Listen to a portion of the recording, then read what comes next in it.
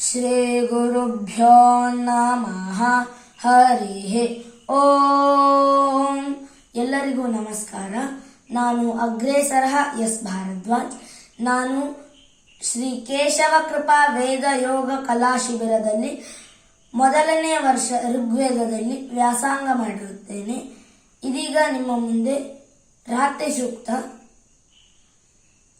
ಓಂ ರಾತ್ರಿ ವ್ಯಖ್ಯದಾಯತೆ ಪುರುತ್ರ ದೇವ್ಯಾ ಅಕ್ಷವೇಃ ವಿಶ್ವಾ ಅಧಿಶ್ರೇಯೋದಿತ ಓರ್ವಪ್ರ ಅಮರ್ತ್ಯ ನಿವತೋ ದೇವ್ಯೋ ಉದ್ವತಾಃ ಜ್ಯೋತಿಷಾ ಭಾದತೆ ತಮಃ ನಿರುಸ್ವಸಾರಮಸ್ಕೃತೋಷಸಂ ದೇವ್ಯಾ ಆಯತಿ ಅಪೇದೋ ಹಾಸತೆ ತಮಃ ಸಾನೋ ಅದ್ಯಸ್ಯಾವತ ವಯಂ ನಿಥೇಯಾಮನ್ನ ವಿಕ್ಷ್ಮಹೆ ನಿಗ್ರಾಮಾಸೋ ಅವಿಕ್ಷತ ನಿಪದ್ವಂತೋ ನಿಪಕ್ಷಿಣಃ ನಿಶ್ಯೇಣಾಸಸ್ತಿದರ್ತಿನಃ ಯಾವಯಾವೃಕ್ಯಾ ಅವೃಕಂ ಯವಯಸ್ತೆ ನಮೋರ್ಮೆ ಅತ ಆನಸ್ತುತರಾ ಭವ ಉಪಮಾಪೇಪಿ ಶಕ್ತಮಃ ಕೃಷ್ಣಂ ವ್ಯಕ್ತಮಸ್ತಿತ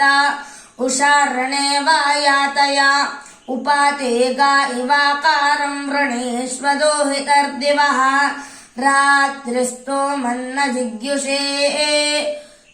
ಓಂ ಶಾಂತಿ ಶಾಂತಿ ಶಾಂತಿ. ಧನ್ಯವಾದ.